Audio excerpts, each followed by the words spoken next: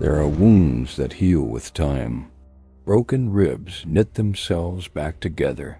Split skin closes. Bruises fade until even the man who carried them forgets where they came from. But there is one wound no Cimmerian ever forgets. The day another man makes him kneel. When the sun set over the gray mountains of Cimmeria, Conan was still alive. He almost wished he wasn't. His face was so swollen that one eye had closed completely. Blood dripped steadily from his nose, his lips, and the cuts carved across his brow.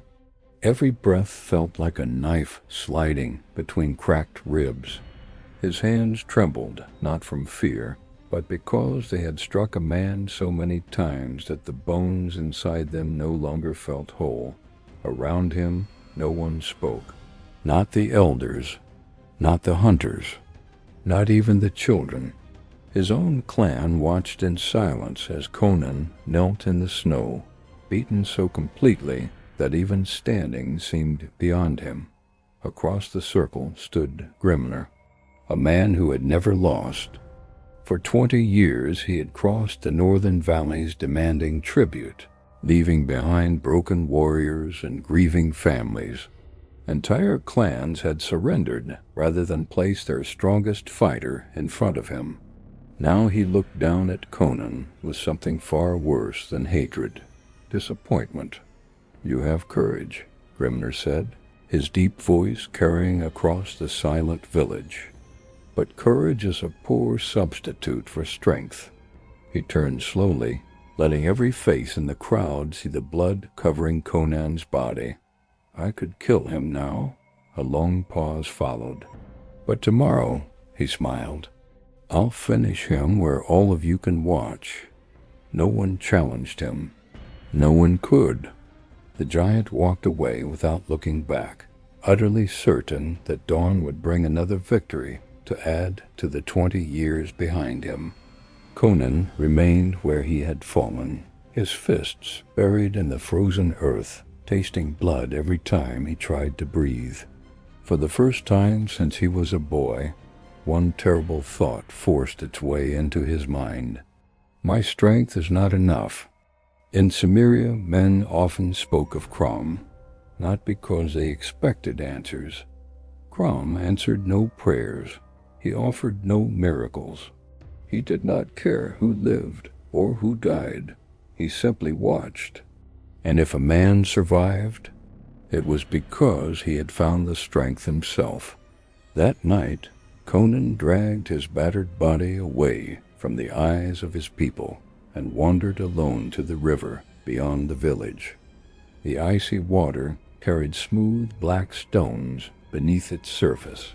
He picked one up, turned it slowly in his bleeding hand, felt its weight. Then he looked down at his swollen knuckles. A thought came to him, cold, brutal, and unlike any he had ever needed before. "If my fists cannot break a giant, then I will make my fists as heavy as stone." The first rider appeared just after sunrise. A hunter spotted him crossing the eastern ridge and lowered his bow without thinking. He had seen lone travelers before. Merchants, trappers, men searching for shelter before the first snow. This was different. Within moments, more riders emerged behind the first, spreading across the ridge in a long, silent line. None of them hurried. They rode with the calm confidence of men who expected no resistance. The hunter turned and ran. By the time he reached the village, every Cimmerian was already looking toward the mountains. No horn was sounded. No warning was needed. Everyone could feel it. Something dangerous was coming. Smoke drifted lazily from the rooftops as women gathered children inside the longhouses. Hunters rested spears against their shoulders. Older warriors stepped into the open square without speaking, their weathered faces harder than the stones surrounding the valley. Conan stood among them. He had been splitting firewood when the riders appeared. The axe still rested across one shoulder as his blue eyes followed the strangers descending the narrow mountain trail. There were 12. The man riding at the front made the others seem almost ordinary. He was enormous, not simply tall, but heavy with the kind of strength earned over decades instead of seasons. His shoulders stretched beneath a dark wolfskin cloak, and every movement carried the lazy confidence of someone who had never learned to fear another man. His horse stopped in the center of the village. The giant climbed down without haste. No weapon hung from his belt. No shield rested on his back. His hands were empty, yet every warrior watching understood those hands were the deadliest weapons he carried. An elder stepped forward.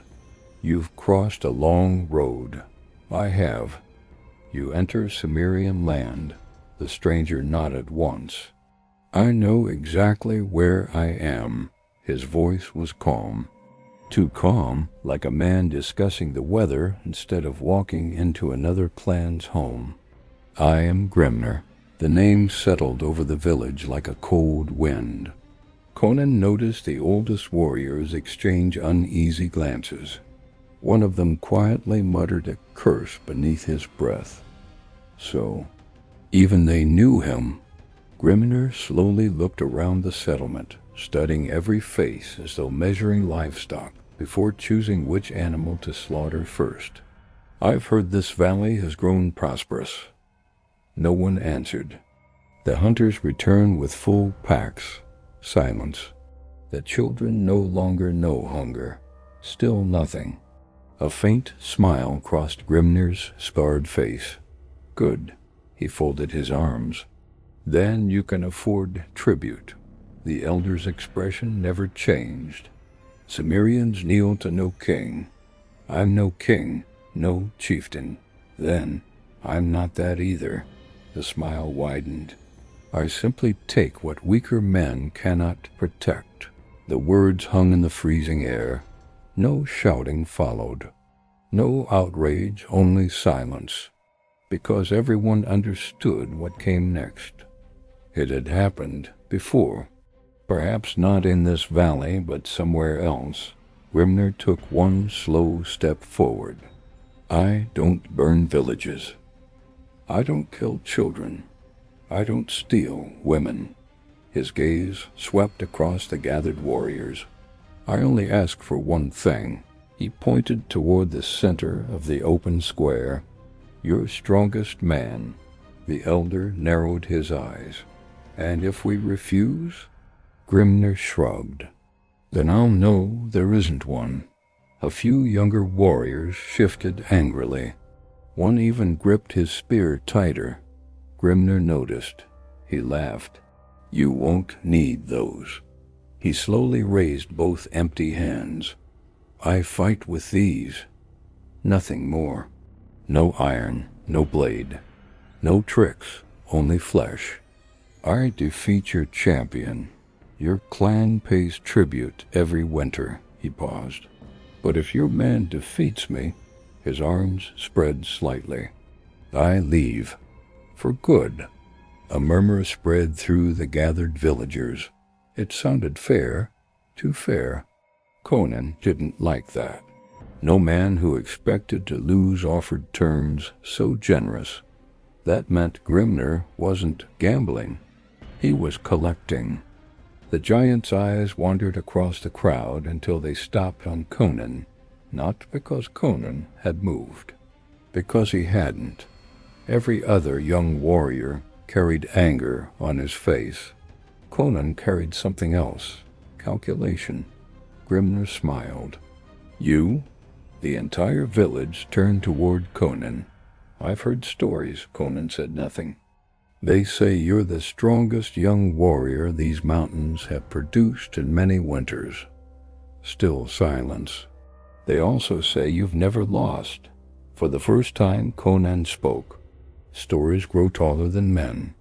Grimner chuckled. "A wise answer?" Then his expression became completely serious. "So tell me," his voice lowered, Are the stories lying, or are you? For a long moment, Conan didn't answer. The village had disappeared, not literally.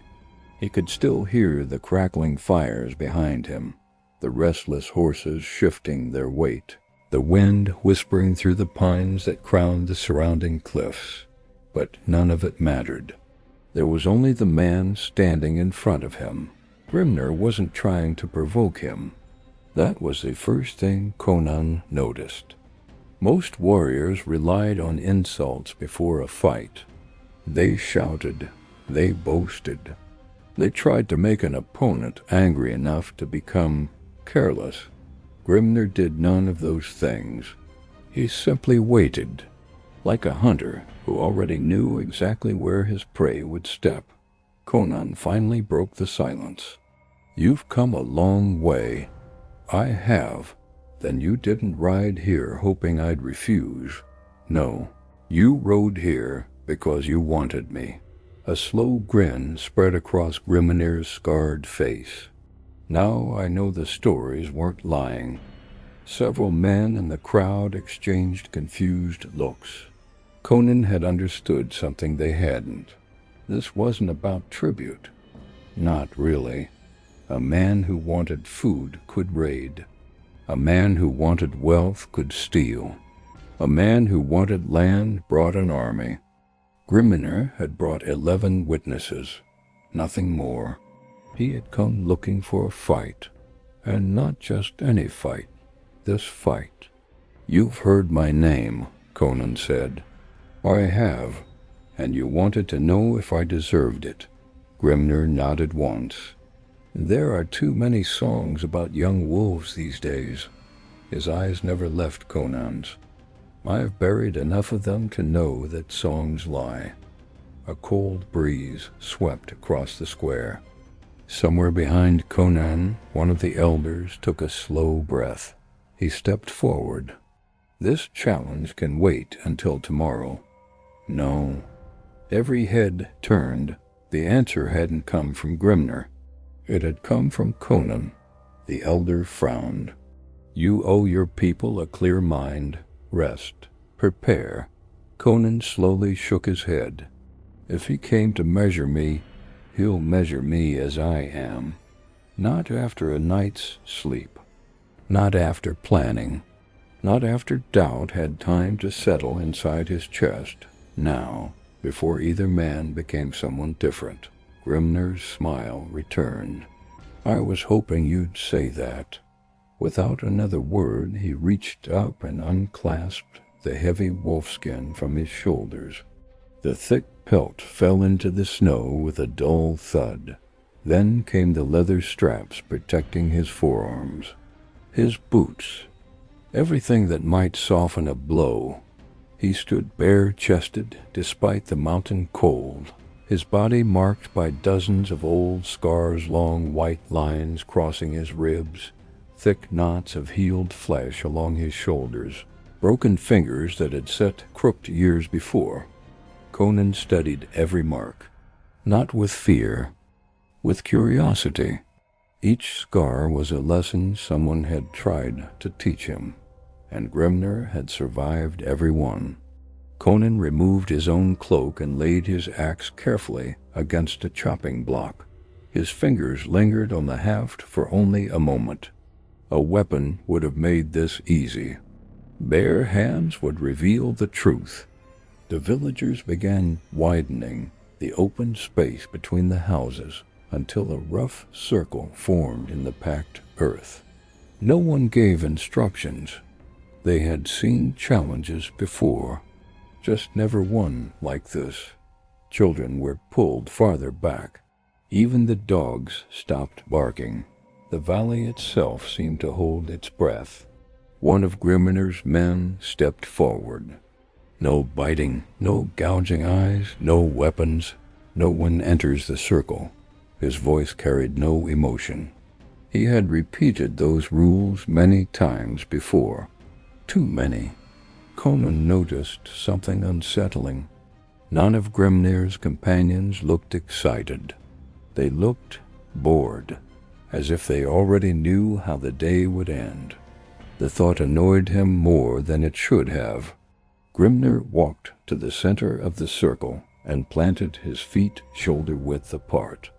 He didn't raise his fists, didn't bounce on his toes, didn't test his footing. He simply stood there, relaxed, almost inviting. "You first," he said. Conan frowned. "You'll give away the first strike?" "I always do." "Why?" The giant's answer came without hesitation. "Because one punch tells me everything I need to know." Silence settled over the circle. Conan felt the frozen ground beneath his feet. The cold air filled his lungs. He remembered what his father had once told him as a boy. Never mistake confidence for arrogance. Sometimes confidence is simply experience speaking. Was that what this was? Or had 20 years without defeat finally turned Grimman into a fool? There was only one way to know. Conan stepped forward. His shoulders rolled loose.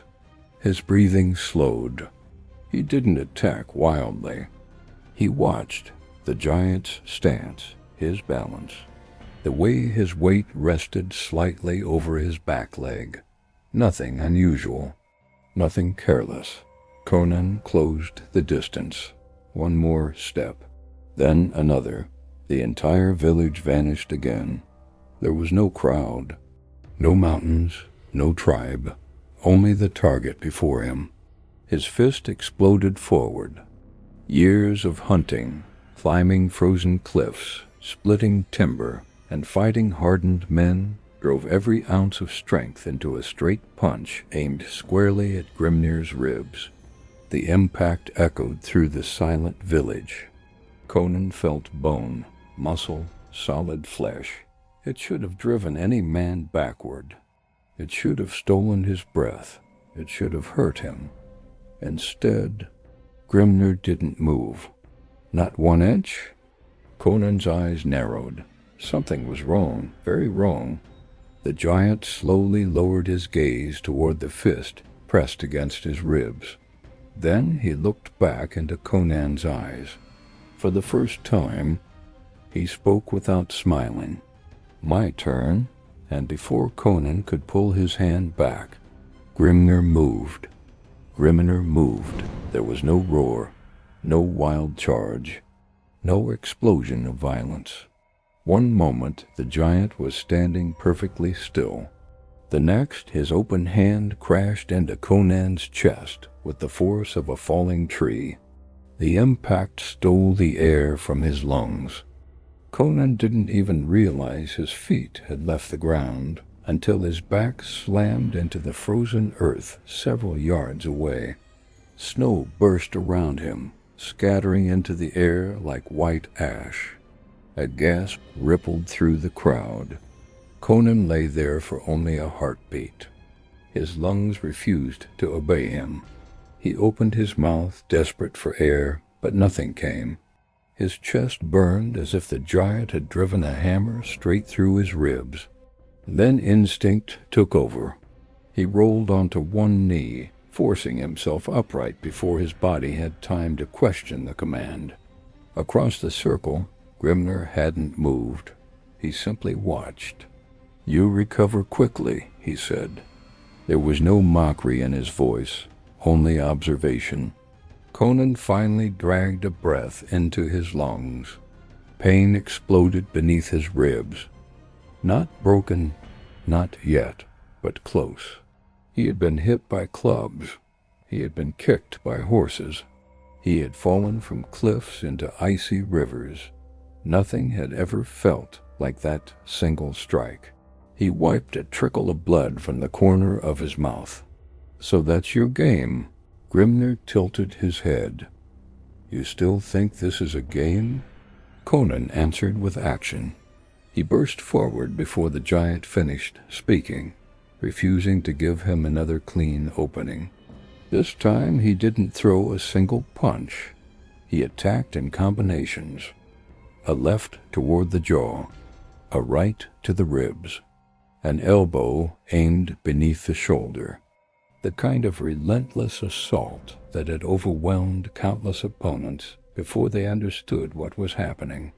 The first punch landed, then the second, then the third. Every blow carried enough force to stagger an ordinary man. Grimnir absorbed them all. He shifted his weight only slightly, letting each strike glance across muscle, hardened by decades of punishment. Conan noticed something impossible. The giant wasn't blocking. He wasn't slipping punches. He was reading them. Every strike seemed expected before it happened. Every movement economical. Nothing wasted. It was like trying to fight a mountain that had somehow learned to breathe. Conan stepped back half a pace. Only half. It was enough. Grimnir crossed the distance instantly. A fist buried itself deep beneath Conan's ribs. The sound wasn't loud. It didn't need to be.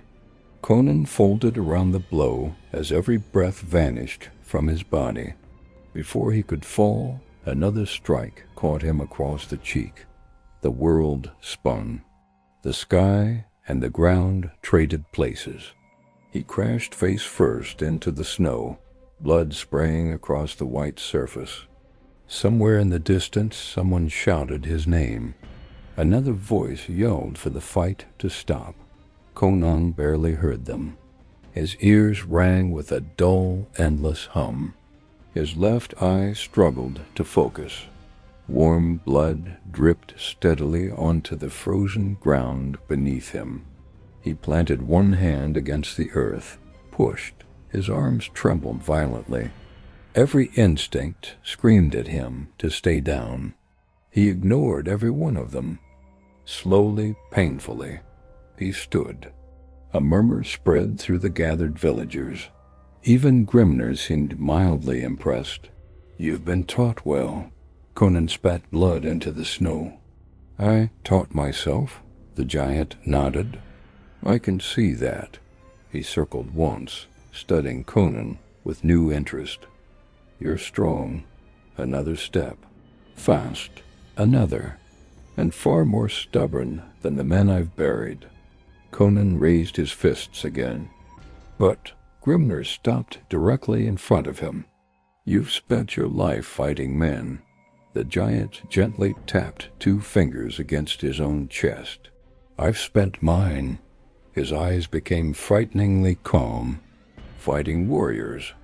The difference struck Conan harder than any punch. He understood exactly what Grimnir meant. Strength had carried him through every challenge of his young life. Strength, speed, courage. Against hunters, raiders, drunken mercenaries. Men who fought because they had to. But standing before him was someone entirely different. A man who had dedicated his entire life to one purpose, breaking other strong men.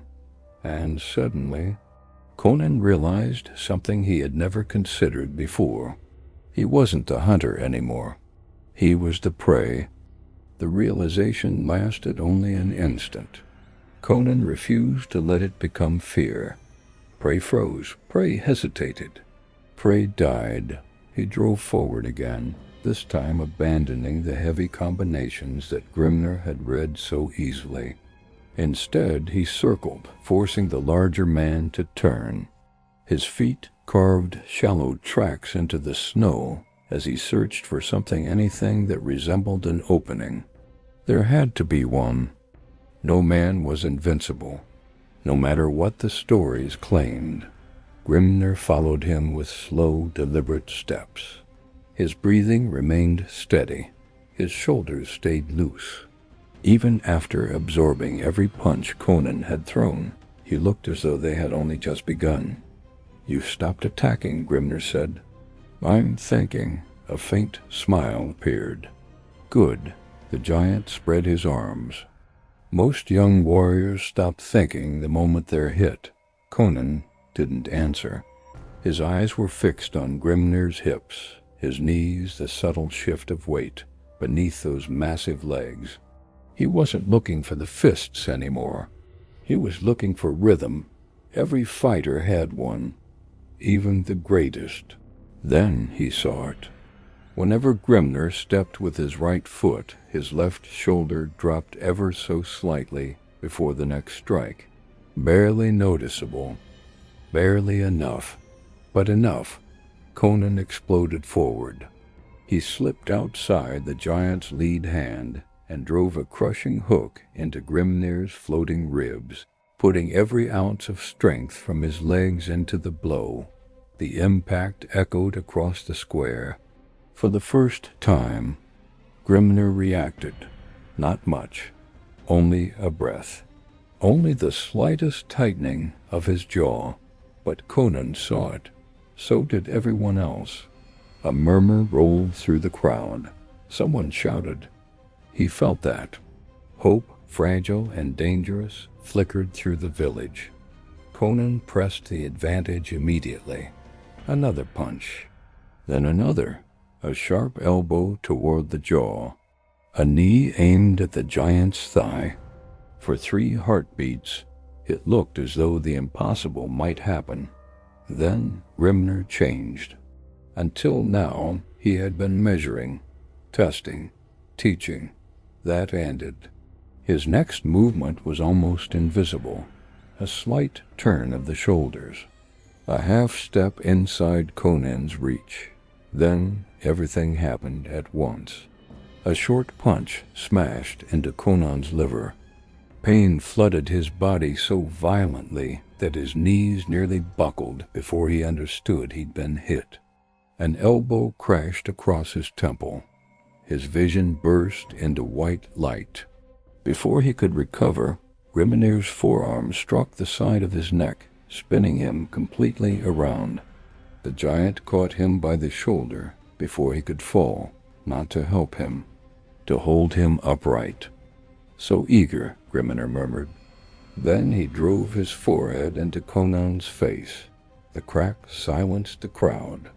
Blood poured instantly from Conan's nose. His legs finally gave way. He collapsed into the snow, one hand desperately searching for solid ground as the world pitched around him. Somewhere nearby, he heard children crying. Someone screamed for the elders to end the fight.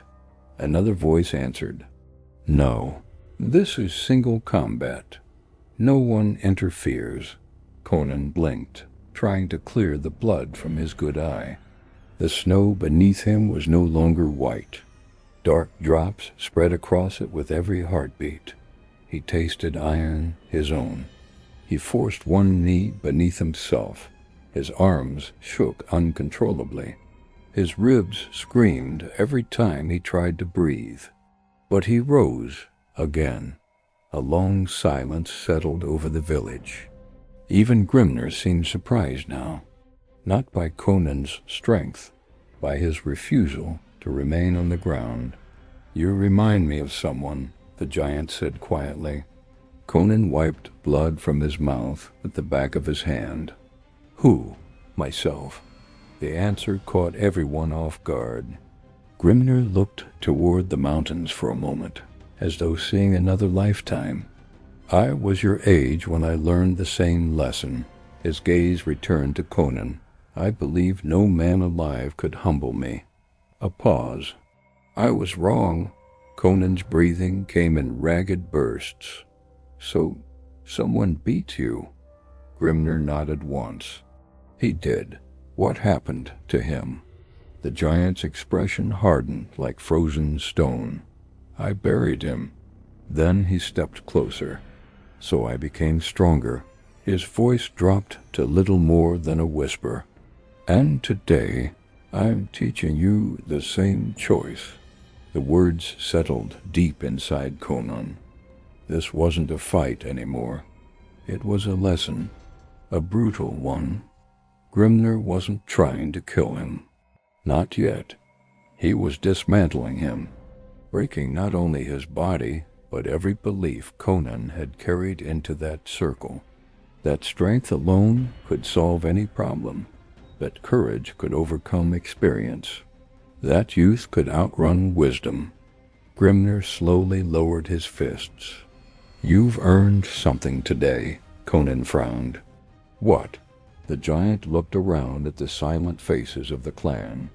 Another sunrise. He turned his back on Conan, completely, as though the outcome had already been decided. I could finish this now. His deep voice carried across the entire village. But I won't. He looked at the gathered Cimmerians one by one. Tomorrow, I'll break him in front of all of you. No one spoke. No one challenged him, because no one believed Conan could survive a second beating. Conan remained standing only through sheer will. His vision blurred, his legs trembled. His fists hung useless at his sides.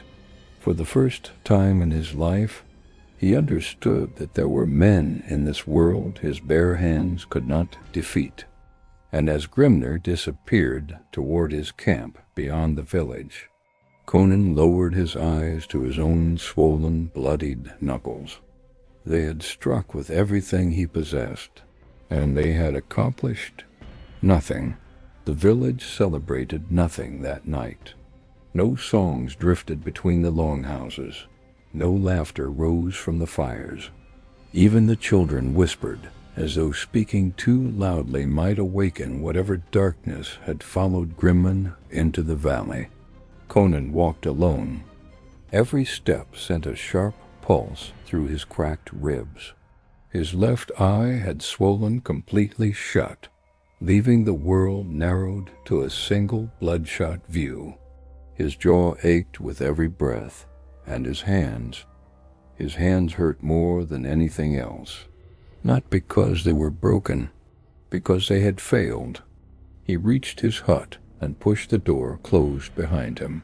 The room was silent except for the crackling of a dying fire. He lowered himself onto a rough wooden bench and slowly opened his fists. His knuckles were split from the first exchange. The skin had peeled away in ragged strips. Fresh blood mixed with darker stains already drying between his fingers. He stared at them for a long time. These hands had brought down wolves. They had strangled a raider who outweighed him by 40 pounds. They had pulled him from icy rivers and lifted fallen trees from trapped hunters. Today, they had become useless. A quiet knock came at the door. Before Conan could answer, it opened. An old woman stepped inside carrying a clay bowl filled with steaming water and crushed mountain herbs. She had been tending wounded hunters since before Conan had been born. Without asking permission, she sat across from him. "You fought well." Conan let out a dry laugh. "No, you stood up. I lost." She dipped a cloth into the steaming water and gently wiped the blood from his brow. "There is a difference." Conan winced as the cloth passed over a split cut above his eye. "He played with me." The woman said nothing. He wasn't breathing hard. Silence. He wasn't angry. She continued, cleaning the blood from his face. He wasn't even surprised. Only then did she speak. "When I was a little girl, my grandfather told me something." Conan looked at her. "He said the mountain is stronger than every man." She squeezed the cloth. "So wise men stop trying to punch mountains." She rose before Conan could answer. At the doorway she paused. "Sleep if you can. You'll need your strength." After she left, the hut became silent again. Conan looked back at his hands. The old woman had meant to comfort him. Instead, she had given him the answer. He had spent the entire day trying to punch a mountain. Of course he had failed. The question wasn't whether Grimner was stronger. He was.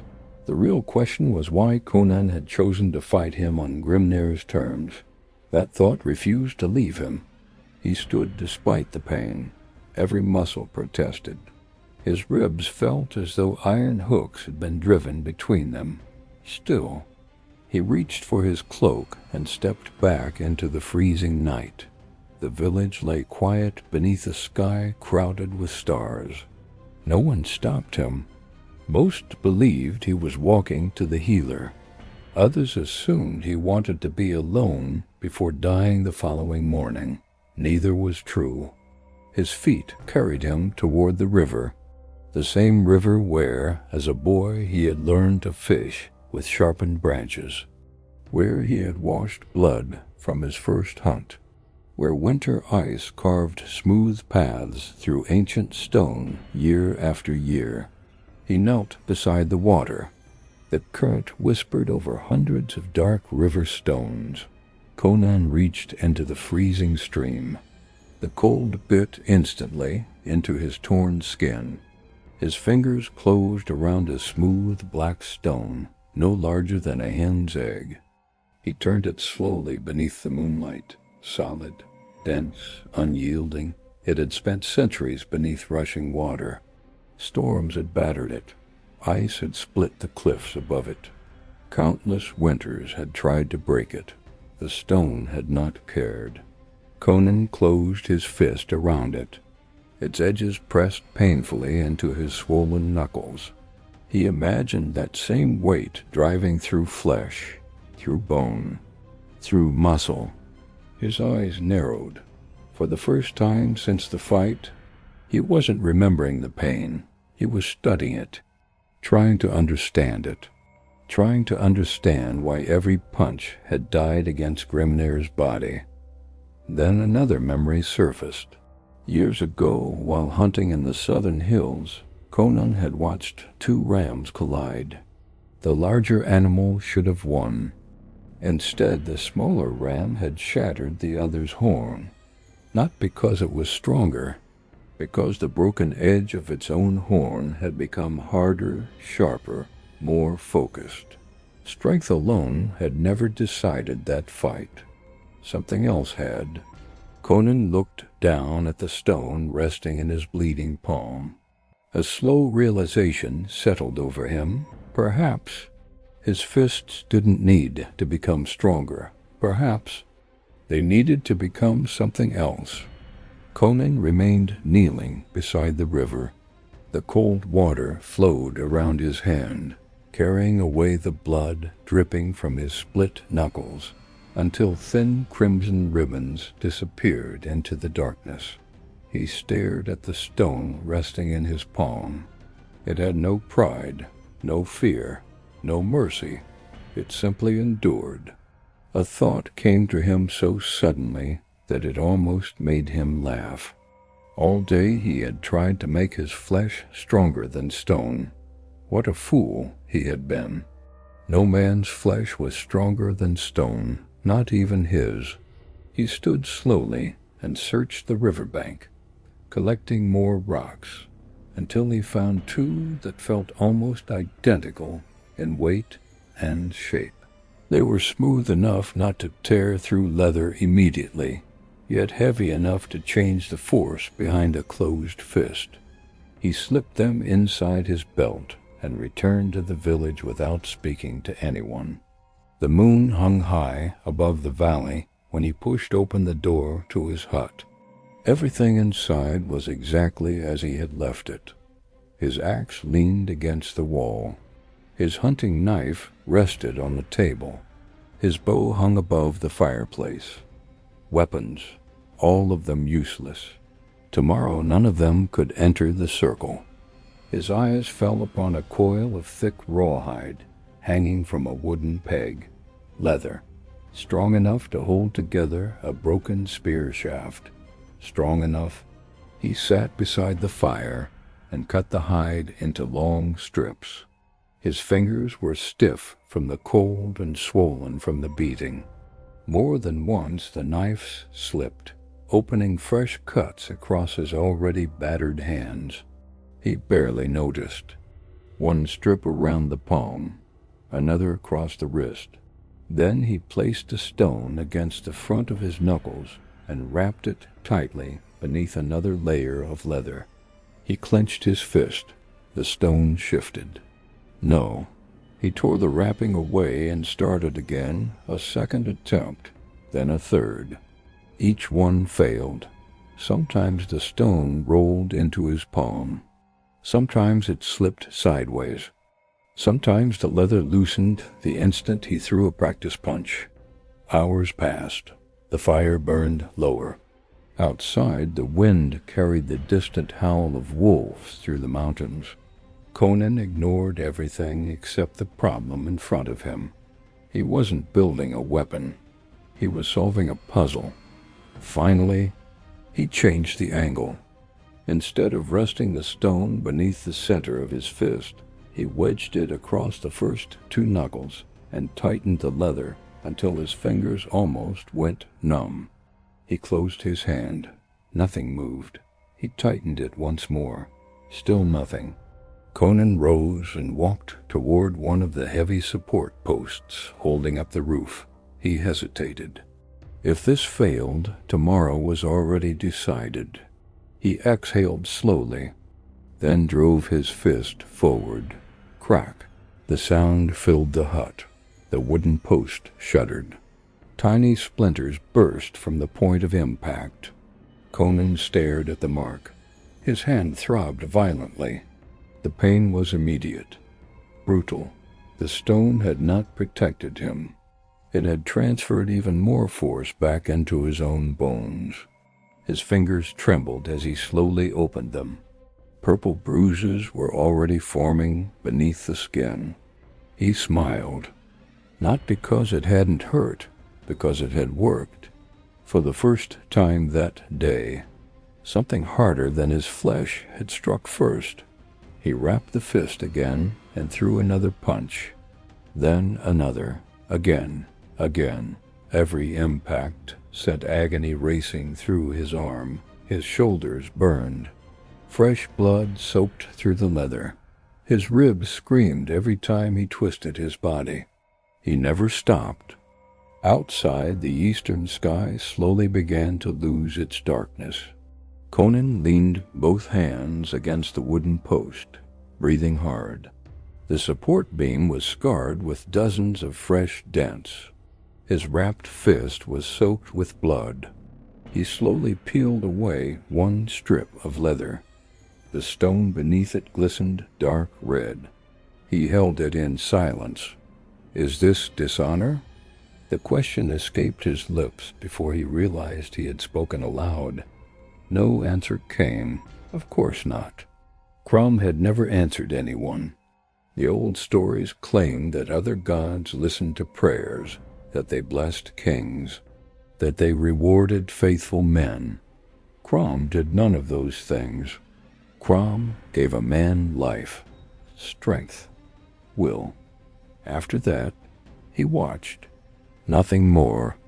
Conan looked toward the faint light creeping beneath the door. If I walk into that circle with bare hands, I die. His eyes settled on the blood-covered stone.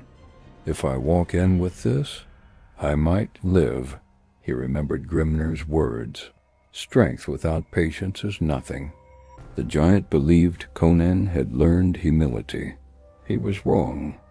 Conan had learned something far more dangerous. He had learned that survival did not belong to the strongest.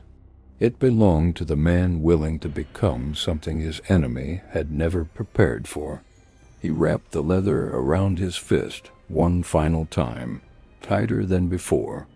The stone disappeared completely beneath the layers of hide.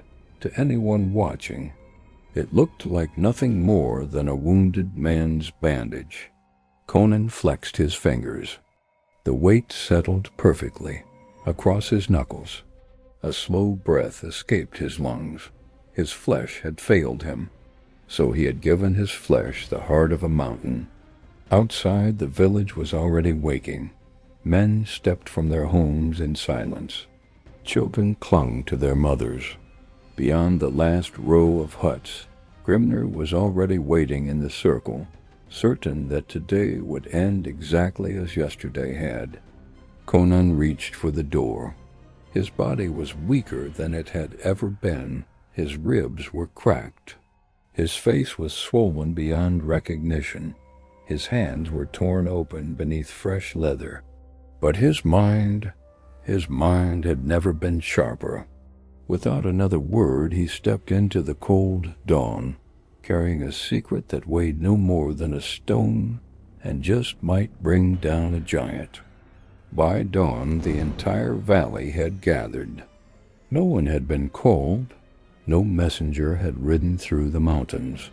Yet every man, woman, and child from the scattered settlements had found their way to the village before the first light touched the peaks. News traveled strangely in Cimmeria, especially when someone was expected to die. The fighting circle stood exactly where it had the day before. Only now the snow was stained with frozen patches of dark brown where Conan's blood had soaked into the earth. No one had bothered to cover them. They were a reminder, a warning. Grimner stood in the center of the circle, with his arms folded across his chest. He looked rested, fresh, untouched by yesterday's battle. His companions laughed quietly among themselves, passing a skin of ale from one to another, as though today's outcome had already been decided. One of them noticed Conan approaching. The laughter stopped. Slowly, every pair of eyes turned toward him. Conan walked alone. His pace was steady, but the beating still clung to his body. One eye remained swollen nearly shut. Purple bruises covered the left side of his face. Every step sent pain through the cracked ribs hidden beneath his fur cloak. He looked weaker. Exactly as Grimner expected, the giant smiled. "I almost thought you wouldn't come." Conan removed his cloak without answering. His wrapped hands immediately caught Grimner's attention. The giant glanced at them only briefly before chuckling. "Trying to keep your knuckles together?" Silence. Wise. He lifted one of his own scarred fists. "I remember my first broken hand. Still nothing." Conan continued tightening the leather around his wrists. Not because it needed tightening, because it gave him another moment to watch. Yesterday he had entered the circle believing he already understood the man before him. Today he watched differently. The way Grimner rested more weight on his left leg, the old scar running beneath his right shoulder, the stiffness in 2 fingers of his left hand, tiny details, meaningless on their own, life-saving together. The giant mistook Conan's silence for fear. "I'll make this easier." He stepped closer. "You don't have to stand." Several villagers looked away. No Cimmerian wanted to hear another man offered mercy. "Stay on your knees. I'll leave your people enough dignity to bury you." Conan slowly raised his eyes. "I've been thinking about yesterday." Grimner grinned. "I know. I made a mistake." "You made several." "No." Conan shook his head. "I only made one." Curiosity replaced amusement. "I tried to fight you." The smile faded slightly. Conan continued. "I should have been trying to understand you." For the first time since entering the village, Grimner's expression changed, only for an instant. But Conan saw it. A flicker, barely noticeable. The giant hadn't expected those words. He had expected anger, pride, revenge, not reflection. "You speak like an old man," Conan answered quietly. "I learned an old lesson." The circle fell silent. Even Grimner's companions stopped talking. Something had changed, not Conan's body. His presence. Yesterday he had burned with the restless confidence of youth. Today he stood as still as the mountains surrounding the valley. The elders stepped between them. The rules remain. No weapons. No outside interference. The fight ends when one man cannot rise. Both warriors nodded. The elder stepped away. Neither man moved. The silence stretched, long enough for people in the crowd to glance nervously at one another. Yesterday, Conan had attacked immediately. Today, he waited. Grimner frowned. "You've lost your courage?" "No." "Then come." Conan remained where he was. The giant slowly began circling. Conan matched him. One step, then another. Neither threw a punch. Snow crunched beneath their boots as they moved around the center of the circle, like two wolves deciding which one would test the other's teeth first. Minutes passed. The murmurs in the crowd grew louder. Children shifted impatiently. One of Grimner's own men laughed. "He's afraid." Another nodded.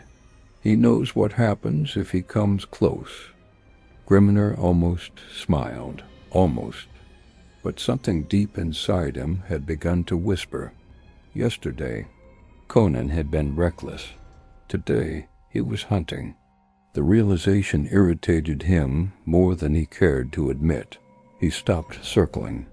"So this is your plan?" Conan said nothing. "You think patience will save you?" Still nothing. The giant felt something he had not experienced in years. Annoyance. Not because Conan was winning. Because Conan refused to lose the fight Grimner had expected to fight. The giant cracked his neck. His smile disappeared completely. Enough, his voice echoed across the frozen valley. "If you won't come to me," he lowered his shoulders, "I'll come to you." And for the first time since the challenge had begun, Grimner attacked first. Grimner crossed the distance faster than anyone expected.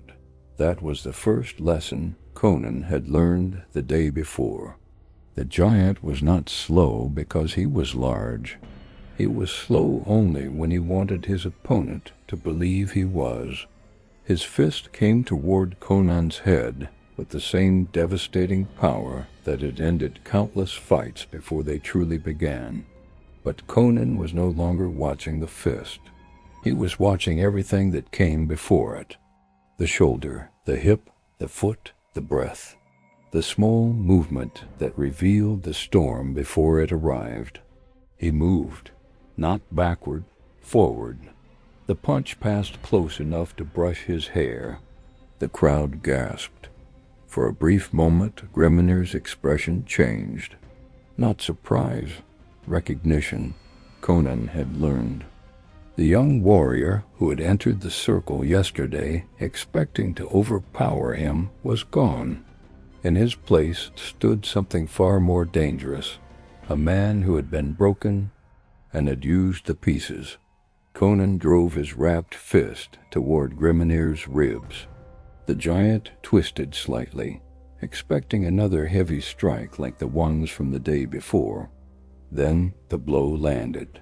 The sound was different, not louder, heavier, a dull, brutal impact that carried through the entire circle. Grimner stopped.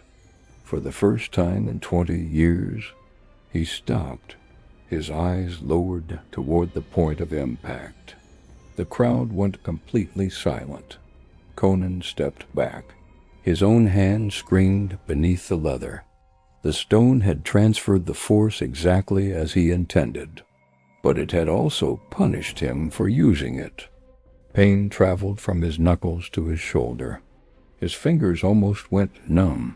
Still, he remained standing. Grimner slowly looked back at him. "What was that?" Conan didn't answer. The giant touched his ribs, not because the wound was severe, because the feeling was unfamiliar. He had been struck by strong men, very strong men, but never by something that felt like hitting a piece of the mountain itself. A murmur moved through the crowd. The impossible had happened. Grimner had felt a blow. The giant took one step forward, then another. His eyes had changed. The amusement was gone. You hid something. It wasn't an accusation. It was a conclusion. Conan watched his face carefully. You spent 20 years learning how to break men. The giant stopped. You learned how they attack, another step. How they move, another. How they think. Conan raised his fists. But you never learned what happens when someone stops fighting the way you expect. For several seconds, Grimner said nothing. Then he laughed. Not the relaxed laugh from yesterday. Something colder, something sharper. You think you discovered a secret. The giant lifted his hands. You found a trick. The word hung between them. A trick, a coward's word. Several warriors in the crowd shifted uncomfortably. Conan knew what they were thinking. He knew what every Cimmerian watching understood. A man could lose, a man could die, but a man who won without honor was something else entirely. Grimner saw the doubt move through the crowd, and he used it. Look at them. His eyes never left Conan. They wonder the same thing. Was yesterday's defeat not enough? Did you need stones hidden beneath leather to stand against me? The words were meant to anger him, to make him rush forward, to become the same young warrior Grimner had destroyed before. But Conan did not move. That was when Grimner understood. The stones were not the change. They were only the result. The real change had happened somewhere else, inside the man standing across from him. You know what the difference is between us? Grimner asked. Conan waited. I became strong because I refused to lose. The giant tightened his fists. You became dangerous because you learned how. The two men stared at each other. For the first time, Grimner respected him, not as an opponent, as a threat.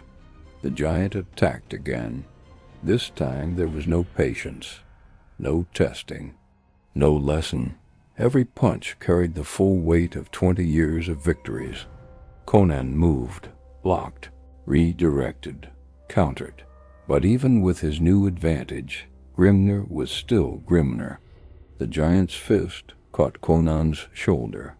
Pain exploded through his body. Another strike grazed his jaw. Blood returned instantly. The crowd watched as the impossible battle continued.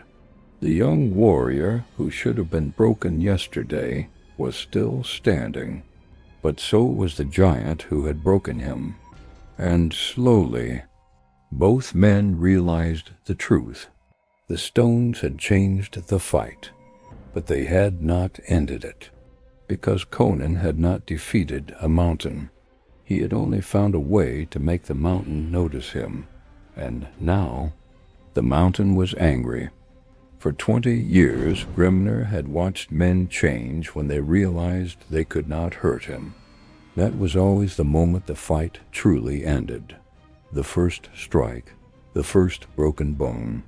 The first time a warrior understood that everything he had brought into the circle was not enough. Some men became desperate. Some became angry. Some simply stopped fighting. Grimner knew all of them. He knew the exact moment courage became fear. He knew the exact moment pride became surrender. But Conan was different. The young Cimmerian had been beaten harder than any man Grimner had faced in years. His body carried proof of it. Yet every time Grimner expected to see defeat, he saw calculation. That bothered him. The giant stepped forward again, throwing a heavy strike toward Conan's ribs. This time Conan did not try to block. He moved with it. His shoulder turned just enough to absorb part of the impact. The pain was immediate, brutal, but his feet remained beneath him. Before Grimner could reset his stance, Conan struck. The wrapped fist crashed into the same area he had targeted before. The same ribs, the same weakness, the same place Grimner had protected without realizing. The giant stepped back. Only one step, but the crowd saw it, and so did Grimner. His eyes narrowed. "You are studying me." Conan wiped blood from his mouth. Yes, the honesty surprised him. Most men would have denied it. Most men would have tried to hide their intentions. Conan did not. Grimner almost smiled. Good. Then he attacked with renewed force. The ground seemed to shake beneath each step. The giant no longer fought like a man proving his superiority. He fought like a man trying to erase a mistake. His fists came faster, harder, less controlled. Conan noticed immediately. Yesterday, Grimner had been calm. Every movement had a purpose. Every strike had been placed exactly where he wanted. Now, the giant was angry, and anger made even the strongest man predictable. Conan slipped beneath another strike. A punch passed over his head with enough force to move his hair. He answered with a strike to the stomach. Grimner grunted, a real reaction. The crowd erupted. Not cheering. Not yet. They were too shocked. They were watching something that should not have been happening. The undefeated giant was being pushed. The man who had broken warriors for 2 decades was being forced to fight. Grimner stepped back and touched the side of his face. There was blood on his fingers, a small cut. Almost nothing, but he stared at it, because he knew something everyone else didn't. The cut was not what mattered. The fact that it existed mattered. No one had drawn blood from him in years. He looked at Conan. "You should have stayed down yesterday." Conan raised his fists. "You should have finished it."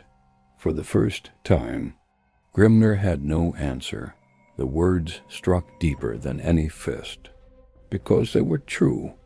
He had chosen to leave Conan alive. He had wanted the victory to be complete, public, memorable, a lesson. Instead, he had given his opponent time to learn. And now he was paying for that mistake. The giant lowered his stance. No more conversation. No more patience. The next exchange would decide everything. Around the circle, even the elders understood. The fight had changed. Yesterday they had watched Conan survive. Today, they were watching him hunt. Grimner charged, not like before. Not with the patience of a man certain of victory. With the fury of a man trying to reclaim something that had never been taken from him before. His fist came forward like a falling axe. Conan saw it, but he also saw everything behind it. The anger, the impatience, the need to prove that nothing had changed. That was the weakness.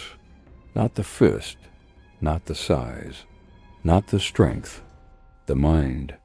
For 20 years Grimner had won because every opponent eventually broke in front of him.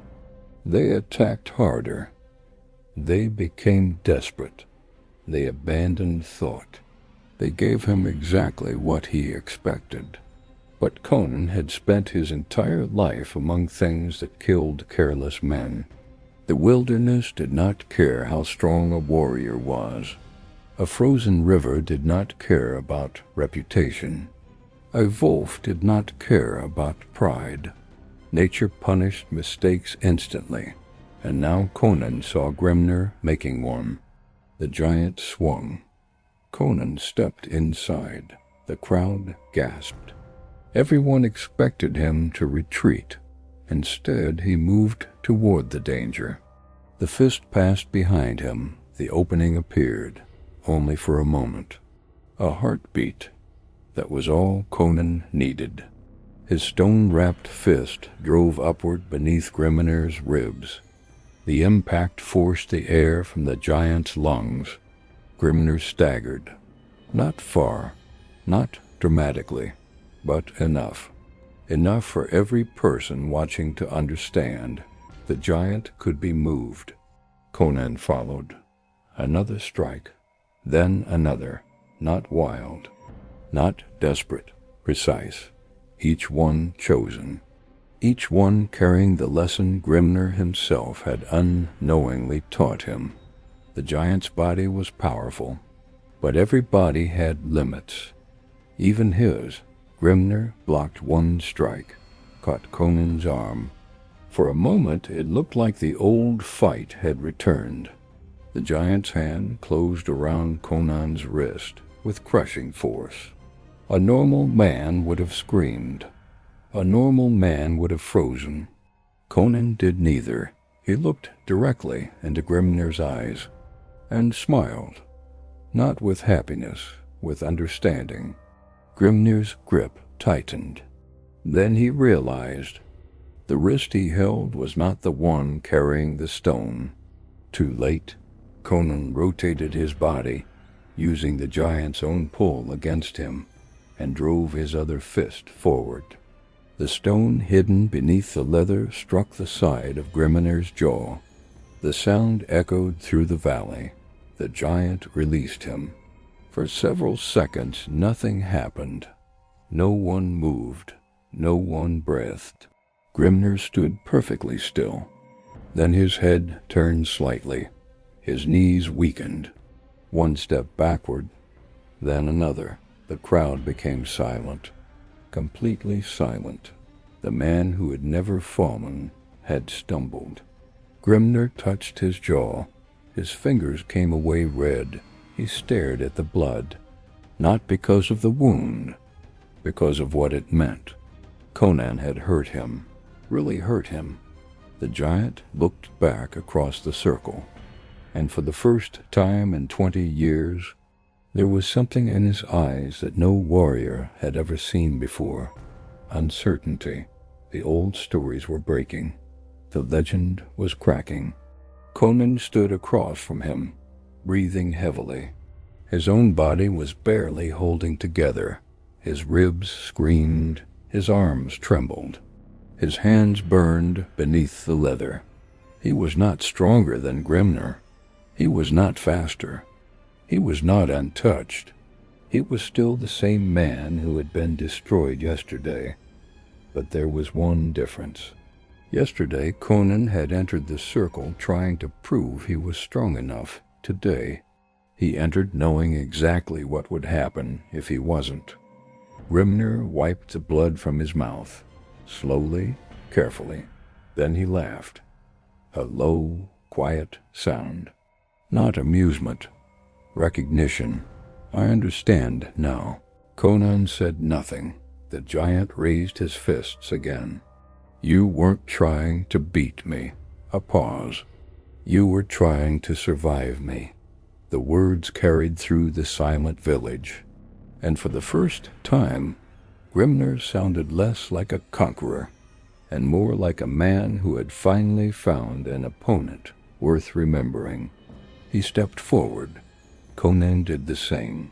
Two warriors, one undefeated for 20 years, one who had been broken yesterday. The distance between them closed, and everyone watching knew the next exchange would decide who walked away and who became another story told beside Cimmerian fires. For a moment, neither man moved.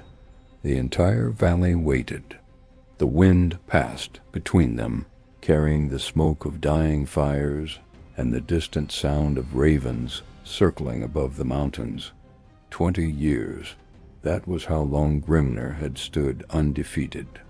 20 years of warriors entering circles like this one, believing they were different.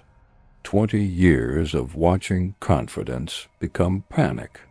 20 years of proving that every man had a limit.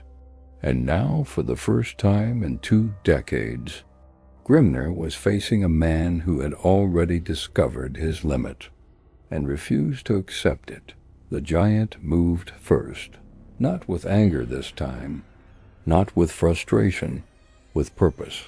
The difference was immediate. Conan felt it before the first blow landed. This was not the reckless Grimner from moments before. This was the warrior who had survived 20 years, the man beneath the legend. A heavy punch came toward Conan's shoulder.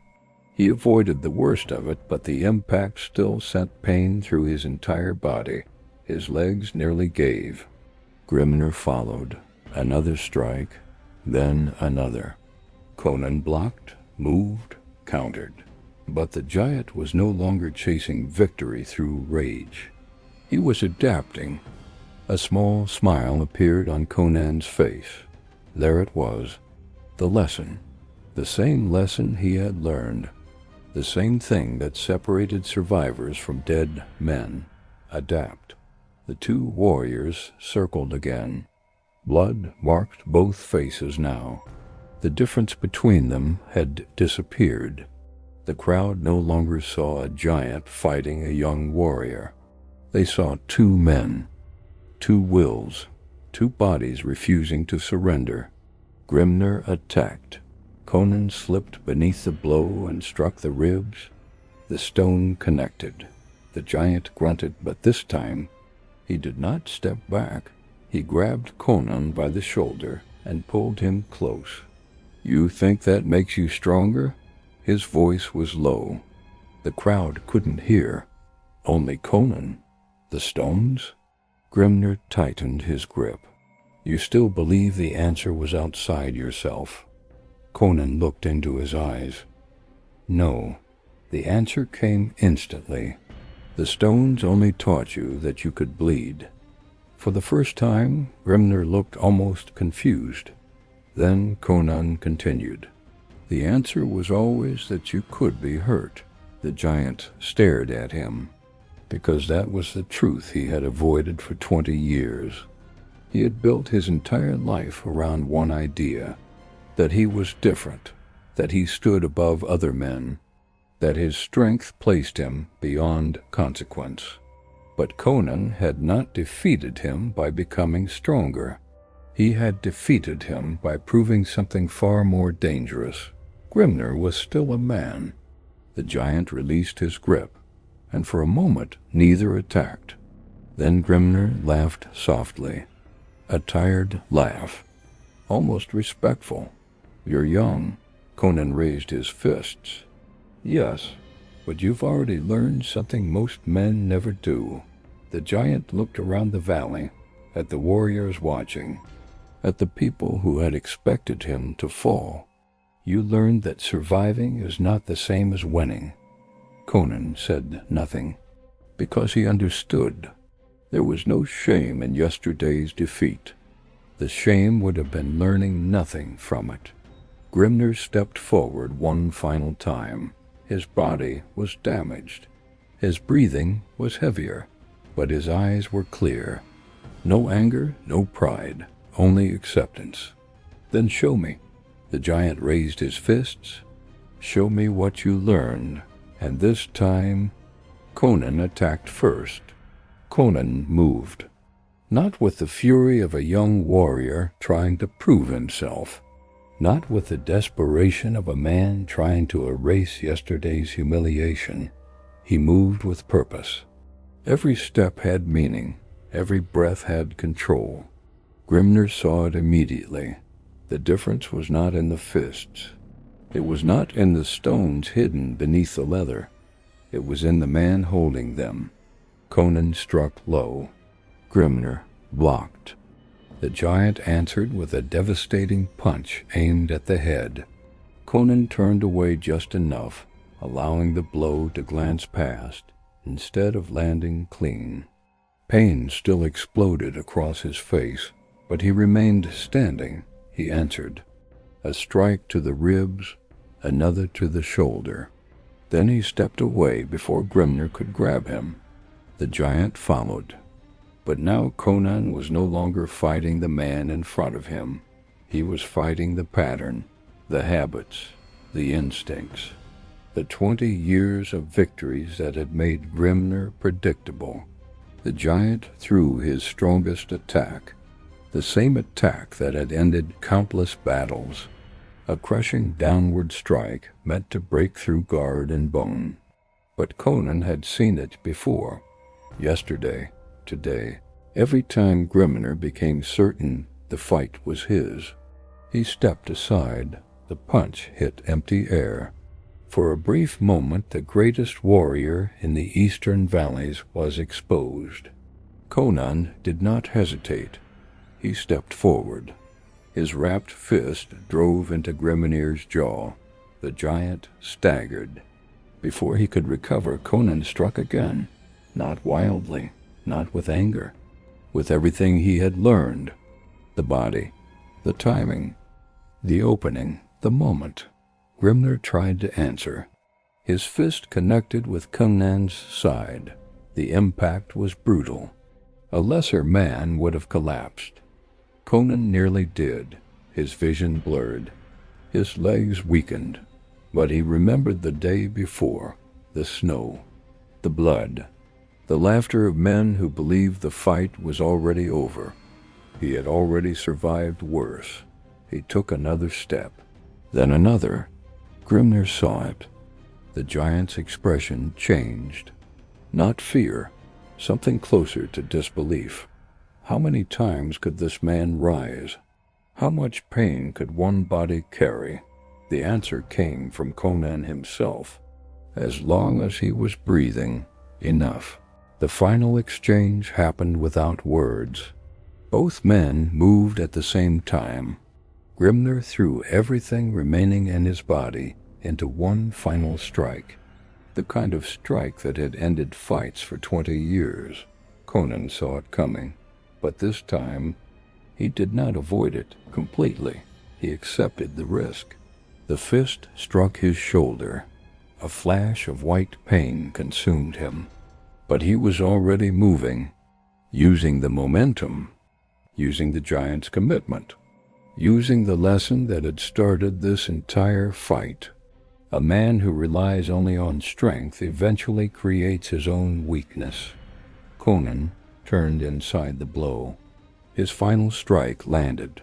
The stone beneath the leather met Grimnir's jaw. The sound was heavy, final. The entire valley seemed to stop. Grimnir remained standing. For 1 second, 2, then his knees gave. The undefeated warrior of 20 years fell into the snow. No one spoke, no one celebrated. The silence was too powerful for that. The crowd had witnessed something they would tell their children, not because a giant had fallen, but because they had watched a man become something more than he was. Conan stood over Grimnir. Barely. His body was destroyed. Blood ran down his face. His breathing was broken. His hands trembled beneath the leather. Victory did not feel like victory. It felt like survival. Grimnir opened his eyes. The giant looked up at him. For a long moment, neither man spoke. Then Grimnir gave a faint smile. "You know," his voice was weak, "most men spend their lives trying to become stronger." A pause. "You spent one night learning how not to lose." Conan looked down at him. And that was enough. Grimnir closed his eyes. Not dead. Not defeated in spirit. Only defeated in the one way that mattered inside that circle. He could no longer rise. Slowly, Conan turned away. The villagers finally moved. Voices erupted. Some shouted his name. Some raised their fists. Some rushed forward wanting to carry him like a hero returning from battle. But Conan stepped away. He did not want their hands. He did not want their praise. Because he knew the truth, the stones had not saved him. They had only given him another chance. The rest belonged to him. Outside the village, beneath the shadow of the mountains, Conan sat beside the river where the idea had been born. He removed the leather bindings slowly. His hands were swollen, bleeding, changed. The stones fell into his palm. For a moment he looked at them. They had carried him through the impossible, but they were only stones, nothing more. He threw the first one into the river, then the second. The current swallowed them without hesitation. No monument, no memory, no proof. Only the man remained. Conan looked toward the mountains, the same mountains that had watched him fall, the same mountains that had watched him rise. And somewhere beyond the reach of men, Crom watched silently, not with pride, not with reward. Crom did not care about victories. He cared only about one thing, that a man faced the world placed before him and refused to kneel. Conan rose. The village behind him still called his name, but he did not turn around, because legends were not born when men cheered. They were born in the moments when no one was watching, and a man chose to stand anyway.